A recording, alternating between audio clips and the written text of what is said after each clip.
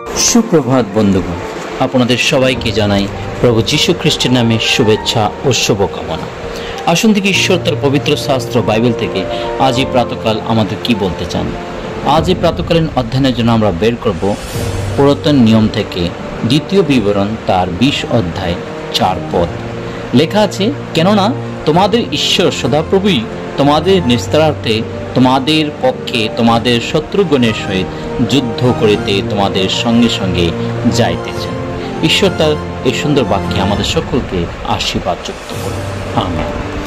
বন্ধুগণ, যখন আমরা দ্বিতীয় বিবরণ পাঠ করি তো সেখানে আমরা দেখতে পাই যুদ্ধ বিষয়ক ব্যবস্থা ইসরায়েলীদেরকে ঈশ্বর কীভাবে রক্ষা করেছিলেন।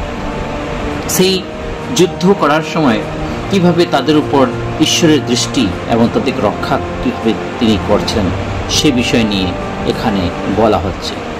বন্ধুগণ, যারা প্রভুতে বিশ্বাস করেন, যারা প্রভুর সঙ্গে সঙ্গে জীবনযাপন করেন, যারা সেই ঈশ্বরের উপর নির্ভর করেন, কারণ তাদের উপরেই ঈশ্বর সহবর্তী থাকেন। কারণ আমরা দেখতে পাই এখানে সেই ইসরায়েলিদের উপরে যখন তারা একা হয়ে গেছে, তখন তাদের মধ্যে শত্রুগণের যখন তাদের সাথে যুদ্ধ করতে আসে, তখন সেখানে ঈশ্বরের দাস তাদেরকে বলছে, সে সান্ত্বনা দিচ্ছেন। সেখানে বলছেন যে ঈশ্বর যে সদাপ্রভু তোমাদের নিস্তারাতে তোমাদের পক্ষে তোমাদের শত্রুগণের সহিত যুদ্ধ করিতে তোমাদের সঙ্গে সঙ্গে যাইতেছেন। বন্ধুগণ, আজ আমরা প্রভুতে বিশ্বাস করি, আমরা সেই ইসরায়েল বংশের মধ্যতেই আমরা বের হয়েছি।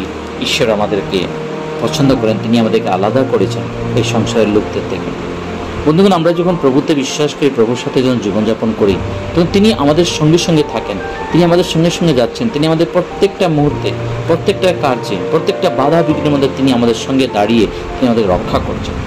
আজ পর্যন্ত যদি আমরা জীবিত আছি, চলাফেরা করছি, সেটা শুধুমাত্র তার দয়া, তার অনুগ্রহ দ্বারা, তার আশীর্বাদ দ্বারা আমরা সেই দিন বা আজকের দিন দেখতে পাইছি। তাই বন্ধুগণ, আসুন আমরা সেই ঈশ্বরকে যেন আমরা ভুলে না যাই, যেন সেটা আমাদের জীবনে তিনি নিস্তারার্থে আমাদের সঙ্গে সঙ্গে আমাদের পক্ষ হয়ে তিনি সেই শত্রুদের সঙ্গে যুদ্ধ করতে যাচ্ছে। আজকে আমাদের চারিদিকে আমরা দেখতে পাই ঈশ্বরের কাজ করার জন্য দিচ্ছেন অনেক ধরনের বাধা, অনেক ধরনের বিঘ্ন, নানান রকমের যন্ত্রণা সহ্য করছে তার দাস ও দাসীরা। কিন্তু বন্ধুগণ, প্রভু তাদেরকে শক্তি দিতে যাচ্ছেন এবং প্রভু তাদেরকে সেই সমস্ত অমঙ্গল হইতে তাদেরকে নিস্তার করতে যাচ্ছে। তাই আসুন আমরা আমাদের জীবনকে প্রভুতে সমর্পণ করি, প্রার্থনা করি। পবিত্র বাহিনীর সদাপ্রভু তোমায় মহান ধন্যবাদ করি। আজকে সুন্দর প্রাতকালের জন্য ধন্যবাদ। আর প্রাত থেকে নিয়ে সারাদিন তোমাদের সমস্যা, প্রত্যেকটা পাপ অন্যায় অপরাধ ক্ষমা করো। এই ক্ষুদ্র প্রার্থনা তোমার পবিত্র নামে চায়, আমেন।